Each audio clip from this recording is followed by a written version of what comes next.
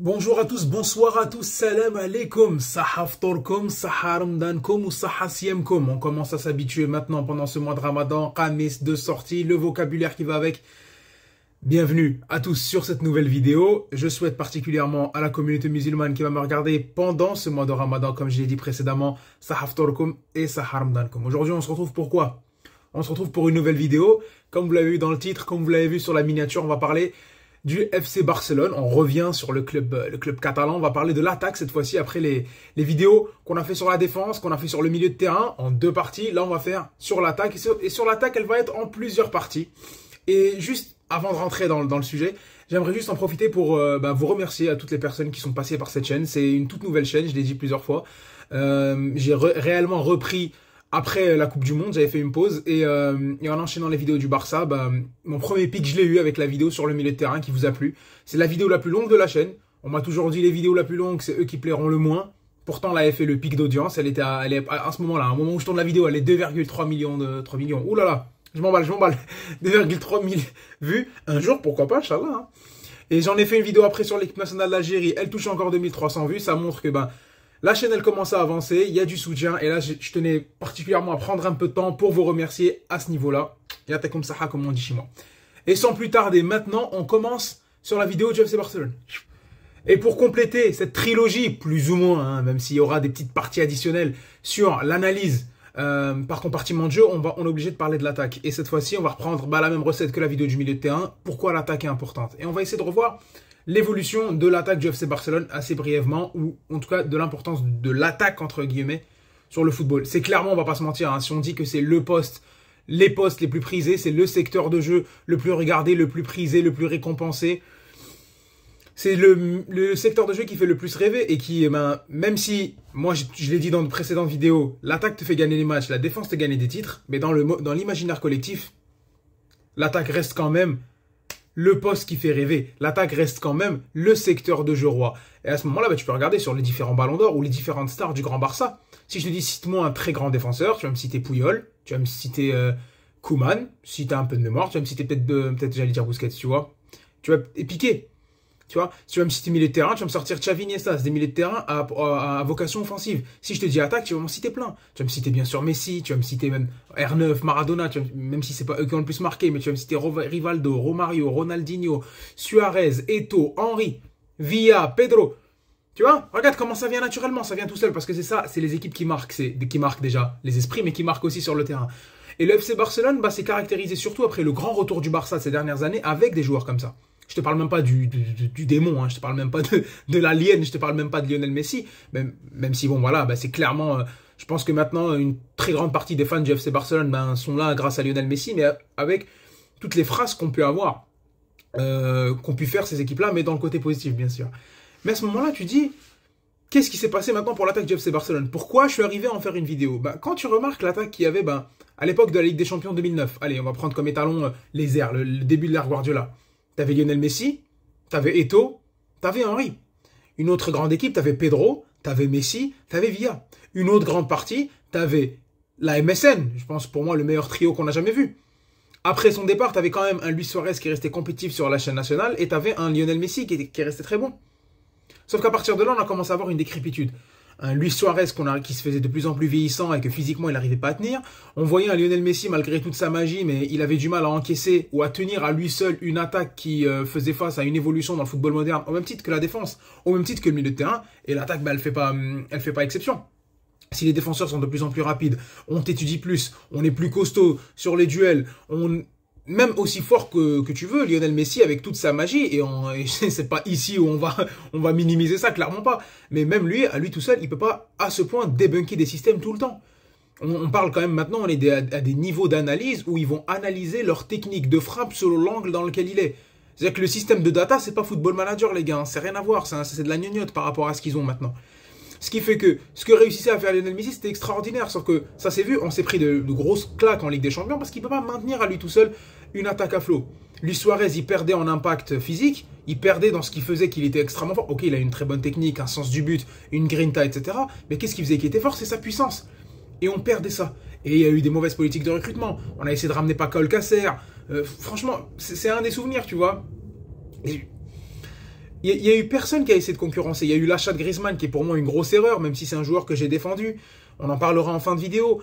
Il y a eu l'arrivée de Martin Braithwaite parce qu'il n'y avait plus d'argent et malheureusement c'est une mauvaise gestion.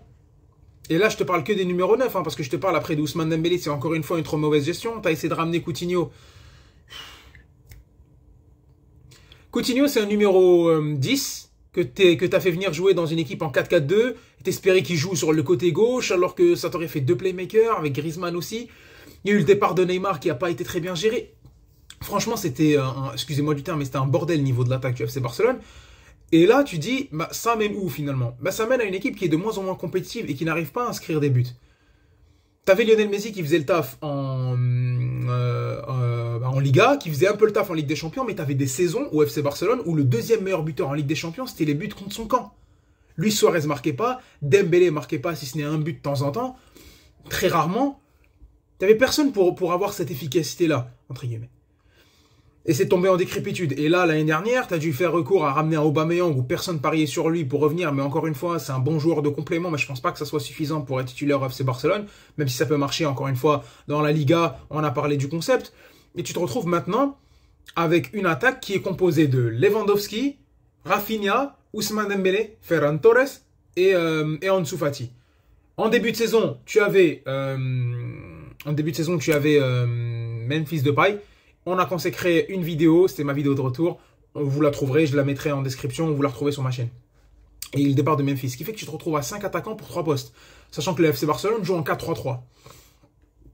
Et là, on va rentrer maintenant après ce beau préambule, on va rentrer sur l'analyse joueur par joueur. Mais c'est pour dire, c'est ça, c'est que dans quelle situation on s'est retrouvé.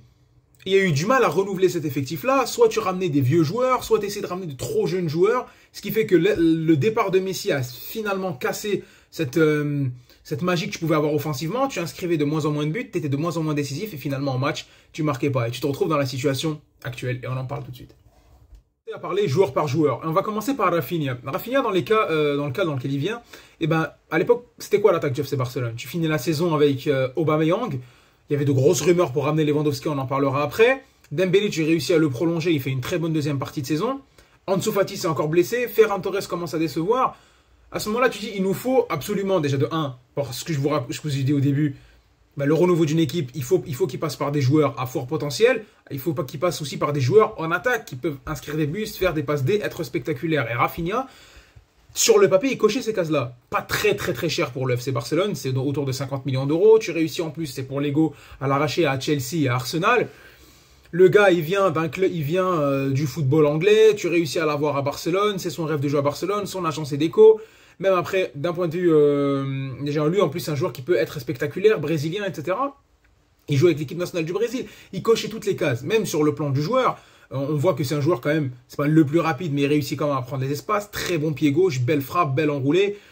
C'est un joueur qui va un peu plus garder la balle, qui pourra s'intercaler au milieu de terrain, rentrer dans l'axe du jeu. Peut-être ça pourrait faire la différence avec un Ousmane Dembélé qui pourrait lui prendre l'espace et jouer sur l'extérieur et rentrer peut-être un peu plus proche de la ligne, ce qui est différent de Rafinha qui lui rentre plus tôt pour essayer de servir de bonnes balles ou combiner dans les plus petits espaces. On se dit qu'il a une meilleure maîtrise technique. Donc à ce moment-là, c'est vrai qu'il coche toutes ces cases-là. Et quand il vient en plus au Barça, directement, en premier match, je crois que c'est face au Real Madrid, banger, une frappe de loin. Bon, c'est le match amical, bien sûr. Mais tu gagnes sur ça. Et tu te dis, à ce moment-là, il y a de quoi en tirer. Sauf que le problème de Rafinha, c'est qu'on l'a vu tout au long de la saison, c'est que c'est un joueur qui n'est pas régulier finalement. C'est un joueur qui a de très bonnes qualités. Bien sûr, c'est pas un joueur fini. Le Barça ne peut pas et ne pouvait pas avoir un joueur complètement fini. C'était un pari. Il n'a pas réussi. Le pari de le payer à 50 millions d'euros qui va tout de suite prendre toute la dimension, devenir titulaire, etc. C'était pas quelque chose d'attendu. C'était espéré, mais c'était pas spécialement attendu. Je sais pas si vous faites la nuance. Donc à ce moment-là, quand Rafinha il vient, les premiers temps ça peut bien se passer. On voit qu'il a un peu de mal à scorer, à faire des statistiques, mais on se dit, ouais, c'est quand même quelqu'un qui a fait forte impression, mais un peu au même titre que tout le monde, commence à un petit peu baisser le pied. Et il y avait un petit peu des complications parce que Dembélé jouait. Donc Dembélé jouait. Je sais, vous avez oublié après ces 2 petits mois d'absence, mais Dembélé jouait. Et à ce moment-là, comme Dembélé, on s'est dit, en plus Dembélé il est ambidextre, tu pourrais mettre Rafinha à droite, Dembélé à gauche, garder un Lewandowski avec un Pedri, ça peut faire une bonne sauce. Sauf que le problème c'est que dans un effectif qui est bien huilé, qui fonctionne, qui est très bon offensivement, et ça je l'ai dit pour la vidéo concernant Manchester United, un joueur comme Rafinha c'est bon. Mais face à Dans un effectif qui fonctionne, pardon, voilà, un petit bug. Mais dans une équipe où il doit être, lui, le moteur offensif d'une équipe, je pense pas qu'il ait encore ces dimensions-là, mentalement, ou même dans son jeu, finalement. Parce qu'on voit que c'est pas un mauvais joueur. On voit qu'il a une bonne capacité. Quand il prend la balle, il arrive à éliminer. Il s'en sort dans des petits espaces. Il sait combiner. Il a cette grinta. Il frappe bien. Je pense que ça peut être un bon tireur de coup de pied arrêté à l'avenir. Je pense que c'est quelqu'un qui peut tirer nos corners. Il l'a déjà fait. Il a le sens du but. Il n'y a pas de problème pour ça. Sauf qu'il est trop irrégulier. On le voit des fois perdre des balles dans le jeu. On le voit des fois. Alors là, ça c'est le plus frustrant. Ça c'est le plus frustrant, c'est quand on le voit. Des fois, voir la passe, il a fait trop tard. Ou faire une petite imprécision technique, ou vouloir trop en faire. Et des fois, à contrario, tu vois, il a des possibilités de frappe de loin, il va pas le faire. Et de temps en temps, il va t'en mettre une, et hop, le gardien la sort, etc. Et tu te dis, mais merde, mais frappe plus, quoi. Ou des fois, il va avoir des situations de centre, et tu vois qu'il est capable de mettre des super bonnes balles. Mais il va en mettre très peu. Et par sa capacité à prendre la balle et à percuter un petit peu, même s'il le fait pas très bien, bah, tout de suite, dans une équipe qui est pas efficace offensivement, bah, tu vas te dire, bah, ce joueur-là, bah, ça va être lui notre solution offensive. Ce qui fait que quand tu reposes tout sur lui, le fait qu'il y ait beaucoup d'imprécisions techniques et qu'il n'arrive pas tout le temps à hausser son niveau de jeu dans les grands matchs, bah c'est compliqué.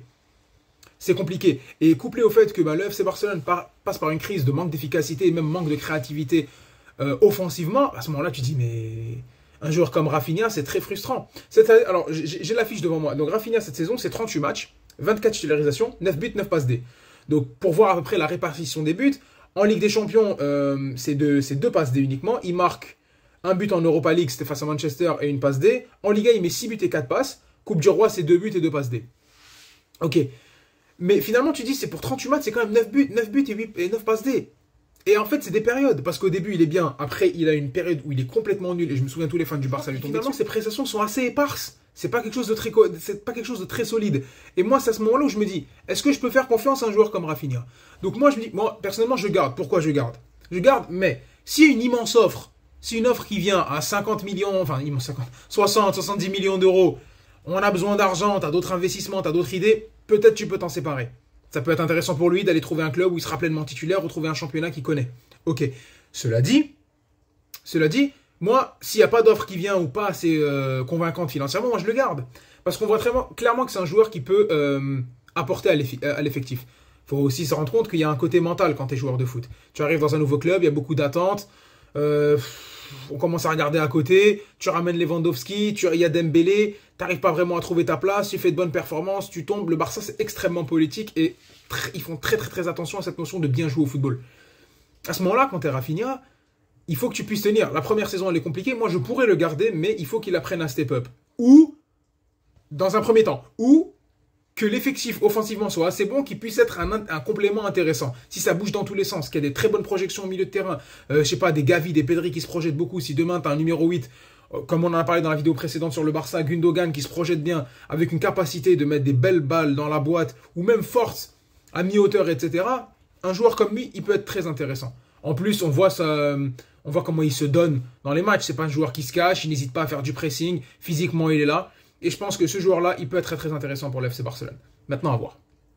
Là, maintenant, on va passer à Ousmane Dembélé. Le cas qui divisait les fans du FC Barcelone, qui les divise plus trop maintenant, parce qu'Ousmane Dembélé, faut se rappeler d'où il vient. Hein, j'en ai parlé aussi dans une des vidéos quand il s'était blessé. Comment faire son Dembélé. En fait, quand Ousmane Dembélé se blesse, à ce moment-là, t'as plus personne comme l'année dernière où il se blessait, c'était Cher qui se casse, allez, trouve un autre club, tu te fous de notre gueule, t'es venu pendant 5 ans, non. Là, Ousmane Dembélé, c'est complètement autre chose. Là, Ousmane Dembélé, pour moi, j'ai pas peur de le dire, c'est mon hot take, est le joueur offensivement le plus important du FC Barcelone. C'est pas le meilleur, qui est pour moi le plus important offensivement, en tout cas dans ce que Xavi voulait mettre. L'année dernière, on avait du mal à le voir, parce que quand Xavi voulait le garder, absolument, moi je m'étais dit, bon, c'est des raisons économiques, c'est un ailier assez rapide, percutant, puissant, en plus il s'est pas mal étouffé, par rapport à l'époque où il était venu au début, tu dis, bon, ils veulent le ramener, pourquoi? Peut-être c'est des raisons économiques.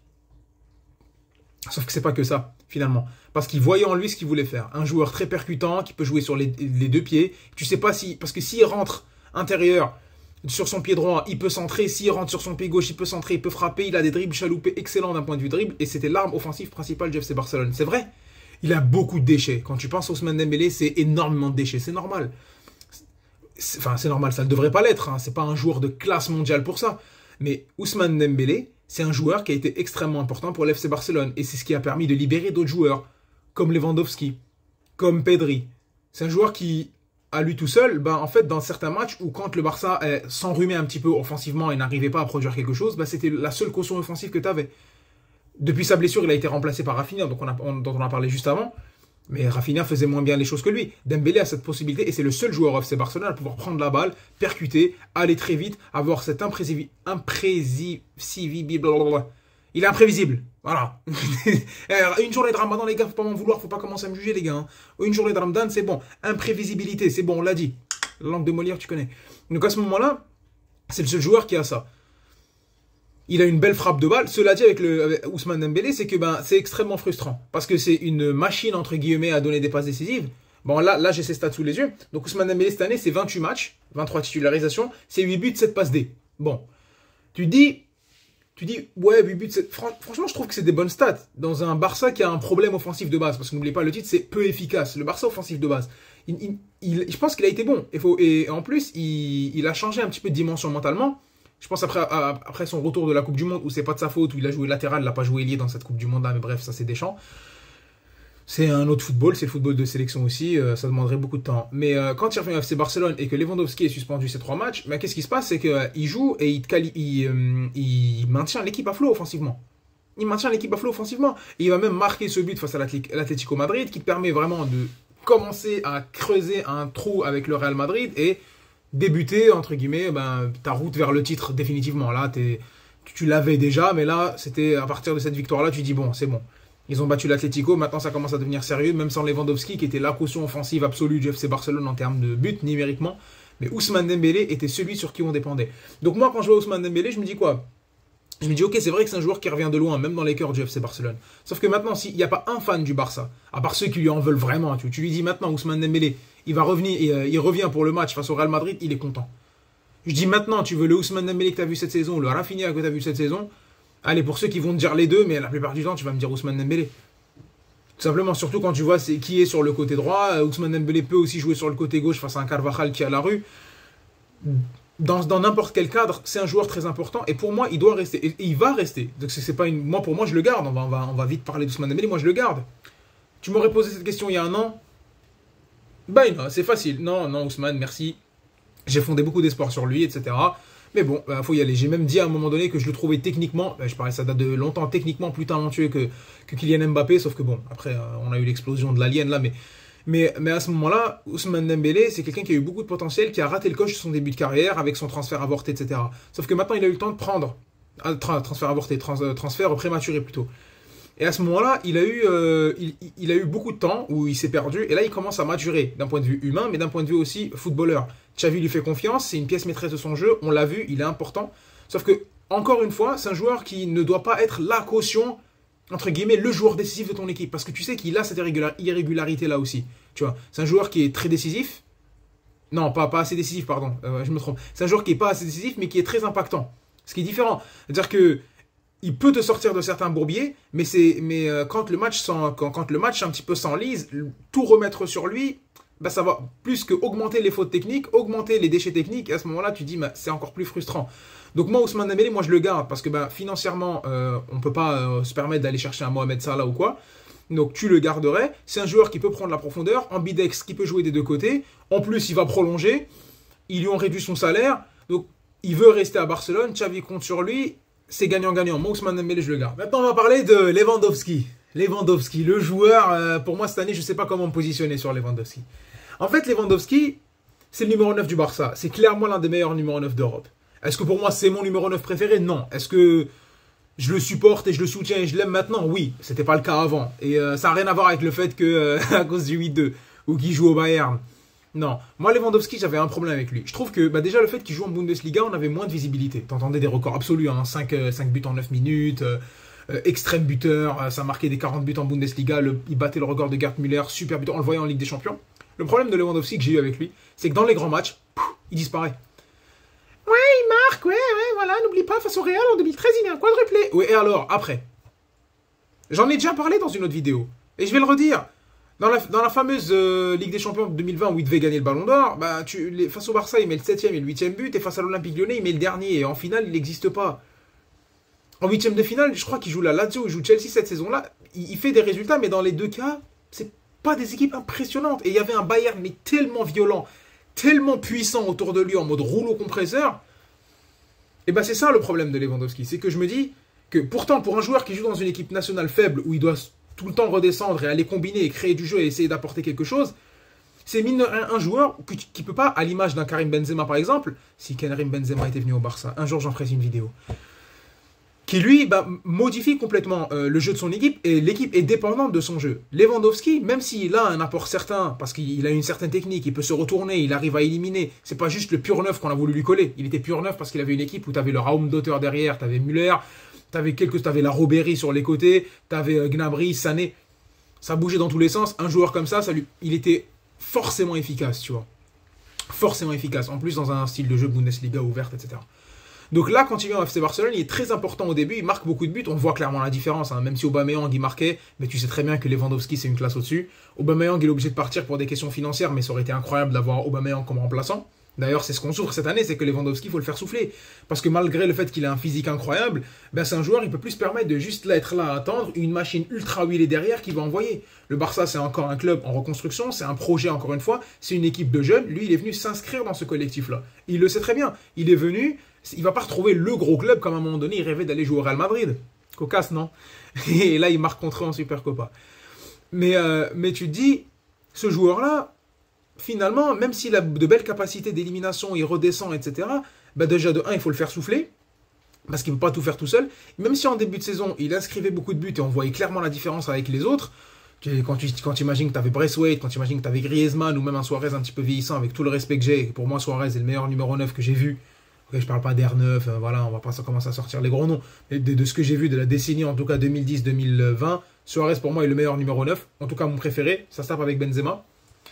Mais à ce moment-là, tu dis, Lewandowski, moi, le fait qu'il ne marque pas dans les grands matchs, qu'il n'a pas cette capacité à tirer l'équipe tout seul, même s'il met son doublé face à l'Inter, ça commence à être handicapant et tu es obligé de regarder à côté. Tu regardes en face, tu vois Benzema, qui t'aurait posé la question à quelqu'un en 2018, tu prends Benzema en Lewandowski, on te rit à la gueule.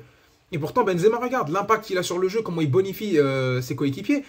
Une chose que Lewandowski peut faire, même si c'est un effectif du Barça qui a moins de certitude que l'effectif du Real Madrid, mais à ce moment-là, tu vois qu'il pêche dans les grands matchs. Face au Bayern Munich, en Ligue des Champions cette année, il a des occasions, il a des spots, il les marque pas. Face à l'Inter, il met ses 2 buts en fin de match, c'est 2 buts. Mais encore une fois, j'ai un souvenir sur le doublé. Je pense qu'il peut même mettre un triplé face à l'Inter, une occasion toute faite, qui rate. On le voit face à Manchester United, même son penalty tremble. Au match aller, il réussit pas à inscrire des buts. Donc tu dis, mais en fait, pourquoi ? Même face au Real Madrid, même s'il met le but en Supercopa, mais c'est un très bon travail de Busquets, de Pedri, de Gavi, et lui, il a finition. Mais tu te dis, ce joueur-là, il doit se montrer beaucoup plus décisif dans les grands matchs. Et c'est pour ça que moi, je suis un petit peu timoré. On va tout de suite aller regarder sa fiche. Lewandowski, bien sûr, ça reste un immense goléador. C'est la caution offensive du FC Barcelone. Parce qu'il faut pas rigoler. Hein. Lewandowski, il a 33 matchs, 25 buts, 6 passes D. Hein, il a 32 titularisations, il a quasiment tout joué. Bien sûr que c'est le joueur le plus efficace. Bien sûr que c'est le meilleur joueur en qualité de cet effectif-là. Sauf que moi, je suis ultra exigeant, les gars. Vous l'avez vu. C'est bien, il m'aide à gagner la Liga. C'est bien, c'est un joueur qui peut m'aider à gagner la Coupe du Roi. Et encore, on va voir ce qui va se passer au match retour. Mais encore une fois, moi j'ai besoin d'un joueur qui fasse passer un cap au FC Barcelone. Et malheureusement, le petit couac que je peux trouver à Lewandowski, même si vous me trouvez peut-être un peu dur maintenant, mais le petit couac que je pourrais le trouver, c'est finalement, il me faut que tu sois décisif dans les grands matchs. Parce que c'est très bien, la reconstruction du Barça, elle passe par créer un collectif, avoir une aventure, réussir à gagner sur la durée. Là, il grandit avec des jeunes qui n'ont pas d'expérience, et aucun problème. En début de saison, on l'a vu. Quand il y avait un Pedri, quand il y avait Gavi qui était très très virevoltant sur le côté, encore un Rafinha qui était encore dans la chaleur de l'été, et un Dembélé qui était tout feu tout flamme. Oui, il inscrivait beaucoup de buts, il enchaînait, triplé en Ligue des Champions, etc. On le voit. Je suis pas là pour vous faire la palette technique de Lewandowski, on sait, hein, une belle qualité de frappe, il est bon de la tête, tu vois, il a un super sens du but, il peut très bien se retourner, etc. Bien sûr. Mais moi, le fait de son handicap dans les grands matchs, pour moi, ça passe pas. Et pour moi, il faut absolument qu'il améliore ça. Je sais que ça ne changera pas spécialement, il faut lui trouver quelque chose, mais ça viendra avec le fait que l'effectif devienne de plus en plus puissant. Donc moi, bien sûr, je le garde. C'est évident, il n'y a même pas de discussion. Cela dit, il faut absolument étoffer l'effectif autour de lui. Et là, on va passer par la dernière partie. J'ai dit partir. Partir, c'est un lapsus, parce que je vais parler des 2 cas qui nous grillent le cerveau à nous, fans du FC Barcelone. On va parler de Ansu Fati et de Ferran Torres. Oui, j'aime bien prononcer son nom comme ça, c'est le crédit que je lui laisse maintenant, pour un joueur que j'ai autant défendu. Bon, on va commencer par Ansu Fati. C'est des cas compliqués, parce qu'Ansu Fati, c'est quoi comment il arrive, Ansu Fati? Ansu Fati, comme je vous ai dit, au début, le Barça avait une crise un petit peu offensive, t'avais mal géré, Dembélé tout le temps blessé, etc. T'avais un Lionel Messi qui commençait une saison après la grosse désillusion qu'il avait en 2019, Luis Suarez un petit peu vieillissant, dans un 4-4-2 de Valverde qui commençait à être à bout de souffle. Tu ramènes un joueur de 17 ans, 16 ans, 17 ans, ultra frais, rapide, qui percute ce match face à Séville, où on gagne 5 buts à 2 avec le doublé de Griezmann. Il fait forte impression, il bat après tous les records, un but de la tête, après je pense la semaine d'après à l'extérieur, il bat tous les records de précocité de Lionel Messi, même en Ligue des Champions, il te sauve face à l'Inter. On était sur une bombe qui arrivait, tu vois. Et en fait, moi, du souvenir que j'avais d'Ansu Fati, c'est un joueur qui est extrêmement efficace devant les buts. Très virevoltant, très rapide, très percutant, et même on le voyait quand il y avait des alignements, quand on alignait Messi, Ansu Fati et Griezmann. Griezmann pouvait faire les appels qu'il voulait. Lionel Messi servait à Ansu Fati dans ce fameux doublé, je pense, si c'est pas face à Valence ou je sais plus quelle équipe, où il met un très très bon doublé. C'était avec le maillot Rakitic, là, le maillot Adamier, le maillot Croatie. Il y avait beaucoup d'espoir qui était fondé sur lui. Rapide, technique, même balle arrêtée, il arrivait à faire la différence, il sentait le but et clinique devant les buts. C'était, je crois, il était presque à une frappe, un but quasiment. Une frappe, un but. C'était oufissime. C'était oufissime. Frappe de loin, c'était dangereux. Frappe de près, c'était dangereux. C'était ouf. Le problème avec Ansu Fati, c'est qu'avec le départ de Lionel Messi, qui s'est il s'est blessé d'ailleurs, voilà, pardon, il faut pas dire, il s'est blessé. Donc il passe une première saison, je crois qu'il avait le numéro 35, 32 derrière, c'est un numéro un petit peu qu'on avait donné comme ça. Il vient la saison d'après, il a le numéro 22, et là on se dit, bon voilà, maintenant on va l'intégrer, on va compter sur lui. Lionel Messi, avec un Griezmann en pointe par exemple, on va le mettre lui, ça peut donner quelque chose. Le problème c'est qu'il se blesse, et après il a plusieurs blessures qui sont maltraitées, il se passe ce qui se passe à côté, Messi il part, Suarez ça part. Le Barça tombe dans une crise un petit peu, c'est compliqué pour lui, il a du mal à revenir, et quand il revient, je me souviens quand il revient l'année dernière, je pense qu'il rentre, c'était le coach adjoint à l'époque, c'était Sergi Barjuan, parce que Koeman était viré, il rentre je crois sur une des premiers contrôles de balle, frappe but, et il sauve le Barça, et avec la mythique célébration où il est porté par Memphis, et lui il est comme ça, c'était le retour du prince, on s'est dit voilà, Ansu Fati est de retour, on lui a donné le numéro 10 de Lionel Messi, il est de retour, etc. Sauf que non, c'est quelques temps après, il replonge, on n'arrive jamais à avoir de la continuité. Et un joueur qui a cette blessure-là au genou, c'était compliqué de lui reconstruire le ménisque, tu te dis ce joueur qui avait autant d'explosivité, il revient pas de la même façon. Déjà mentalement parce que tu as peur de te blesser, mais même dans ton jeu, tu n'es plus aussi explosif, tu n'as peut-être plus le même sens, tu es extrêmement frustré parce que tu sais ce que tu aurais pu être et ce que tu n'as pas été, tu sais que tu ne seras plus ce joueur-là. Et à ce moment-là, c'est très difficile de se forcer à se réinventer finalement. Et Ansu Fati devait se forcer à se réinventer.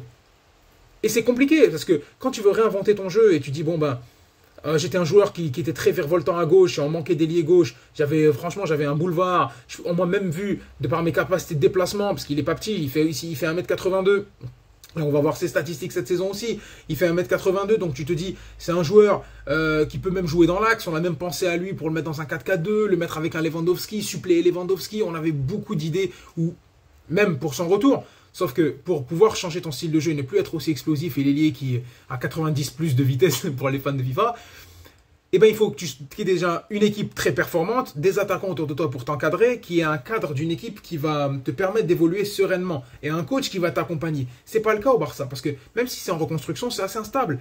On a une défense qui fonctionne très bien, un milieu de terrain qui a quelques certitudes, mais qui aussi, c'est un chantier, il est amené à évoluer, et une attaque où c'est très très très décevant. Je suis pas loin de dire que c'est catastrophique l'attaque du FC Barcelone, et c'est très inquiétant.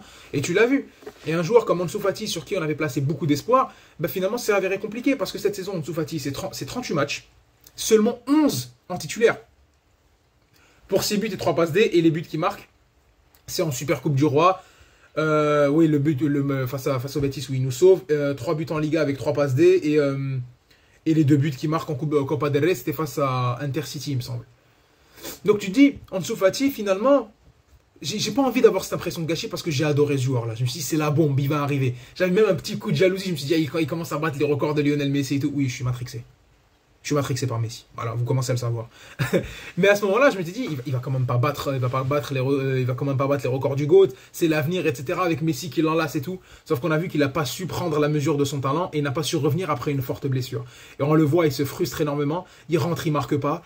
C'est un joueur en totale perdition de confiance. Sauf que même en équipe d'Espagne, il l'enlève du squad pour la Coupe du Monde. Alors qu'il avait tout pour réussir. Moi, je pense que c'est un joueur qui typiquement peut évoluer. Hein, souvenez des comparaisons entre vous avez Vinicius, nous on a Ansu Fati. Alors, regarde ce qu'est devenu Vinicius, regarde ce qu'est devenu Ansu Fati. Donc à ce moment-là, donc bon, moi je pense que moi je le garderai. Par contre, il faut développer absolument, il part pas titulaire du tout. Mettre une équipe forte offensivement, il pourra rentrer progressivement, commencer à reprendre du temps de jeu, commencer à reprendre de la pertinence, reprendre du rythme, reprendre de la confiance, et à ce moment-là, éventuellement, et il a toute la carrière, parce que c'est en 2003, il a à peine 20 ans, pourrait revenir très fortement, il n'y a pas de problème, à 21, 22 ans, il peut être très très bon, on a vu plusieurs joueurs se cramer dès le début et avoir, après une bonne continuité, on peut citer un comme Dani Ceballos. Moi je pense que lui donner le numéro 10, ça a été très compliqué, et en plus on voit avec l'interview de son père, etc., qui mentalement rajoute des pics. Ce qui est sûr, c'est que c'est un joueur qui aime profondément le Barça, qui est formé à la Masia, donc ça ne peut être que bénéfique pour lui de rester, parce qu'on sait, et du moins pour nous, parce qu'on sait qu'il y aura de l'engagement. À lui après de ne pas se frustrer, à Xavi aussi, à lui de bien travailler sur lui, et après, l'avenir nous le dira. Pour des raisons économiques, obligé de le garder. Après, dans un monde idéal, moi, je l'aurais prêté à un club un peu plus joueur. Je l'aurais peut-être même vendu avec une clause de rachat. Pourquoi pas? Sauf que là, moi, je pense que je peux lui faire confiance. Et entre les deux, parce que là, on va parler de Ferran Torres. Entre les deux, je pense que c'est lui que je garde. C'est lui que je garde. C'est très difficile à dire, mais je pense que c'est lui que je garde. Parce que j'ai vu des choses de sa part et qui peut m'amener à penser à qui peut aller plus loin plus tard. Par contre, Ferran Torres, c'est un tout autre cas. Ferran Torres, c'est un joueur, on va faire très rapidement sur lui, parce que j'avais promis de faire une vidéo sur lui, j'ai même fait la miniature, le cas Ferran Torres. Ferran Torres, c'est un joueur, en fait, éminemment frustrant. Moi, quand je le voyais à Valence, je me suis dit, merde, si ce mec-là vient au Barça, ça serait génial. Je le voyais un petit peu, un profil un petit peu différent, il était capable, il se déplaçait très bien, un peu, moi je l'ai toujours vu comme ce joueur espagnol, technique, qui prenait bien les espaces, bonne finition, qui se projetait bien et tout. En plus, il a une bonne taille, je pense qu'il fait entre 1m82 et 1m84, donc c'est pas trop grand, pas trop petit. Il peut prendre des ballons de la tête, se projeter, en même temps ça peut lui permettre d'être assez agile. Moi, Ferran Torres, quand j'ai vu qu'il partait à City, je me suis dit, les bâtards, ils ont bien senti le coup. À City, c'est assez mitigé, parce qu'il joue pas beaucoup de matchs. Quand il rentre, des fois, il te met un triplé en League Cup, il te met un triplé avec l'équipe d'Espagne, mais après, il peut passer je sais pas combien de temps sans marquer. Mais après, en même temps, l'équipe de Manchester City, pour un joueur comme lui, ben, ça lui est si bien. C'est le rôle un peu qu'a Julian Alvarez, sauf que Julian Alvarez, c'est un tout autre niveau. On l'a vu à la Coupe du Monde. Merci Julian. Et après aussi, on l'a vu ce qu'il fait en club. Là, il a été prolongé jusqu'en 2028. Mais un joueur comme Ferran Torres, c'est un joueur dans une équipe qui balance beaucoup de ballons, qui est très protagoniste dans le jeu, beaucoup présent dans la surface. Quand tu as autant de spots, bah, tu finis toujours par marquer. Sauf quand il vient au FC Barcelone, il est vendu pour 55 millions d'euros. Tu dis Manchester City lâche pas un joueur de 21-22 ans comme ça. Il vient à Barcelone l'été dernier, l'hiver 2021-2022. Il vient au FC Barcelone, tu dis, bon, Ferran, il est là, il passe. Les premiers temps, c'est bien, il marque face à Bilbao, on le sent intéressant, mais un petit peu dans le néant offensif qu'on avait, parce qu'il y avait Adama Traoré, il y avait Aubameyang, donc tu passes d'une attaque où tu faisais jouer Ilaich et Ezabde, etc. Donc à ce moment-là, faire jouer un joueur comme ça, tu as beaucoup d'espoir. Il marque même au Classico, sauf qu'on commence à voir ses lacunes. Beaucoup de pauvreté technique. Ok, il a de bons déplacements, mais après, tu vois, il n'a pas d'impact. Il ne peut pas jouer ailier gauche. Il ne peut pas jouer ailier droit vraiment. Il ne peut pas jouer dans l'axe. Le faire jouer en 4-4-2, ça impliquerait que tu vas changer tout un système pour un joueur qui finalement n'est même pas si déterminant que ça. On le voit qui croque énormément d'actions, que ce soit quand il est dans l'axe, dans le positionnement de buteur ou dans le positionnement de passeur. Et là, ça commence à être très frustrant quand tu es fan du FC Barcelone, parce que les spots dans une équipe qui n'est pas aussi dominante qu'avant, t'en as pas beaucoup. Et si tu as un joueur comme ça qui commence à autant rater, c'est frustrant. J'en parlais avec un Ousmane Dembélé. Ousmane Dembélé, il va se provoquer des spots. Il va pas forcément les attendre. Ce qui fait que même s'il croque, tu sais qu'il va avoir 20 occasions dans le match, Ousmane Dembélé. Même s'il en rate 15, il en aura 5. Et ça peut suffire. Un joueur comme Ferran Torres, il va gâcher les 3-4 occasions qu'il va avoir. Et c'est ça qui est compliqué. Parce que si, ok, c'est vrai qu'il est défensif. Il va faire des efforts parce qu'il est jeune et on sait qu'il en veut, etc. Mais c'est compliqué d'avoir un joueur sur qui tu ne peux pas compter. Au même titre qu'Ansu Fati. Sauf que comme je disais pour Ansu Fati, il y a des perspectives d'avenir. Sur lui, c'est très compliqué. Donc à ce moment-là, moi, Ferran Torres, je l'ai beaucoup défendu. Parce que moi, j'avais dans ce fantasme de dans un 4-4-2, ça pourrait être très bon. Avec un point de fixation, lui qui tourne autour. Techniquement, c'est pas mauvais. Il se projette bien, ça peut être très bon. Sauf que tu ne peux pas faire tout un système autour de lui. Sinon, quid de Rafinha, quid de Dembélé. Encore Rafinha peut-être peut encore jouer dans un 4-4-2, mais Dembélé, tu le fais jouer où? C'est compliqué. Est-ce que tu reviens dans un système à 2? Tu fais jouer qui? Tu devrais priver de Pedri ou de Gavi? C'est compliqué. C'est beaucoup trop de travaux pour un seul joueur. Et c'est ça qui est compliqué. Et moi, je me dis, Ferran Torres, j'ai défendu. À l'image d'un Griezmann, parce que j'aime bien ce genre de joueur. Profil un peu faux neuf, un peu différent que tu vois pas. Sauf qu'il a croqué tellement d'actions. Et mentalement, il a été tellement au fond du trou, tu le vois extrêmement frustré. Et à chaque fois qu'il rentre, tu dis, bon, c'est Ferran Torres. Et l'espoir renaît un petit peu parce que tu es supporter dans le match face à Las Palmas, il me semble. où il joue ailier droit, tu te dis, ah tiens, bah ailier droit, c'est peut-être son poste. Ouais, mais tu fais un débordement face à une équipe moyenne de Liga, mais t'es sur le côté droit, mon gars. T'as qu'une seule possibilité quand t'es droitier. C'est soit t'es très bon techniquement pour être bon pied sur le côté droit, et à ce moment-là, tu peux faire des différences et il faut que t'aies un latéral qui travaille, sauf que dans le cas du Barça, il n'y en a pas. C'est Jules Koundé, ou Araujo, ou Sergio Roberto, et en plus, on a appris ce matin via la chaîne d'actualité Barça, la bonne nouvelle, il n'y aura pas de nouvelles, il y aura normalement pas de latéraux, à moins qu'une belle opportunité gratuitement. Donc t'en fais quoi de Ferran Torres? Sachant que sur son côté, t'as Rafinha et t'as Ousmane Dembélé. Donc il y a beaucoup trop de questionnements pour ce joueur-là, et je me suis dit, bah, s'il y en a un à vendre, moi c'est lui. Moi je me dis, c'est pas grave, il faut prendre des risques, peut-être qu'il va exploser dans un autre club, mais là on a payé pour voir. Ça va faire 1 année et demie, à part les déplacements, je comprends pas. Moi, je pense que s'il le garde, c'est parce qu'il faut valoriser le produit. Mais s'il y a une bonne offre qui va venir, il va partir. Après, encore une fois, tu peux pas rester tout le temps en espérant que l'année prochaine, ça peut marcher. Peut-être qu'il va rester, il va tous nous faire taire et que l'année prochaine, ça va être 15 buts en Liga, 12 passes D. Ça va être incroyable et on va applaudir. Bien sûr, c'est tout ce qu'on c'est le moins qu'on espère. C'est tout ce que je peux lui souhaiter à lui et à nous. Sauf qu'à ce moment-là, ça demande beaucoup trop de paris, beaucoup trop d'incertitudes. Et c'est ça, c'est le mot qui caractérise Ferran Torres, c'est frustration et incertitude. Et tu ne peux pas te permettre d'avoir ça au FC Barcelone. Donc, moi, s'il y a une bonne offre qui vient de 50 millions d'euros ou 30 millions d'euros pour essayer de le prendre, ou il y a une possibilité de faire un échange avec un autre joueur, moi, je pense qu'il faut le faire. Voilà, c'était la revue d'effectifs. C'était un petit peu long, bien évidemment. Mais il faut prendre le temps joueur par joueur parce que c'est le secteur de jeu, comme j'ai dit en début de vidéo, et je l'ai assez répété, le secteur de jeu qui va refléter la réussite du Barça. Tu peux avoir un excellent milieu de terrain, tu peux avoir une super défense, mais ce qui va faire de toi l'équipe déjà attractive, qui va te faire marquer des buts, qui va te faire gagner des matchs, mine de rien, qui va attirer d'autres joueurs, même de l'argent, et même créer des émotions, c'est les attaquants. Et là, on le voit avec un Lewandowski qui, je crois, a 2 buts sur les 10 derniers matchs. Il faut qu'il souffle un petit peu. On l'a avec Rafinha qui est 3 buts sur les 13 derniers matchs. Dembélé qui joue plus. Ansu Fati, Ferran Torres, on n'en parle même pas. Donc, et tu es obligé de compter sur un Gavi en tant qu'ailier. Donc à ce moment-là, tu dis, mais c'est très compliqué pour l'FC Barcelone. Et moi, je pense qu'il y a moyen de mieux faire avec ces joueurs-là. Bien évidemment, je pense que personne n'a l'abri de partir, à part Lewandowski. Je pense, hein. Tout le monde peut partir éventuellement. Moi, je vous ai dit, je pense que je les garderai, sauf les 2 derniers. Fati, s'il n'y a vraiment pas de moyen d'avoir un autre joueur gratuitement, bah, tu es obligé de le garder, de lui faire confiance encore une fois, mais il sera vraiment la 4e roue du carrosse et le départ de Ferran Torres.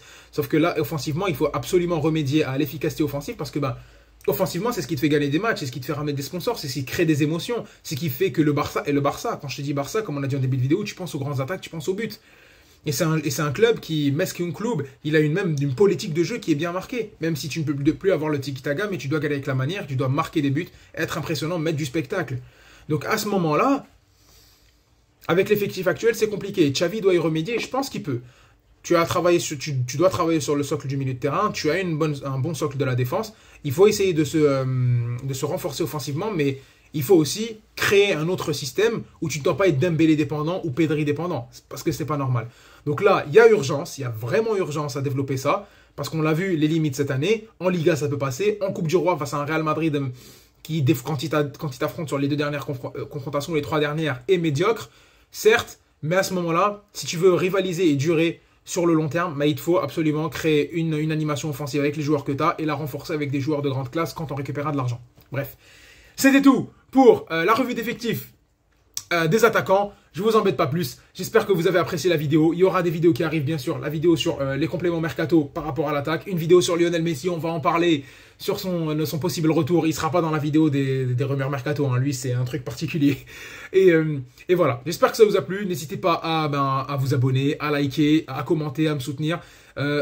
Franchement, c'est très sympa le soutien que je reçois, que ce soit sur les vidéos sur l'Algérie ou sur l'FC Barcelone. Je vous encourage à le faire. Moi, ça me motive à veiller très tard alors qu'on bosse le lendemain, à faire des montages alors que pour l'instant, c'est des moyens rudimentaires. Franchement, ça fait plaisir pour les personnes qui, en tout cas, sont restées jusqu'à la fin de cette à peu près. Je pense qu'on doit être vers la demi-heure de vidéo. En tout cas, l'équipe, merci d'être resté jusqu'à la fin. Biscal Barça et on se voit très, très, très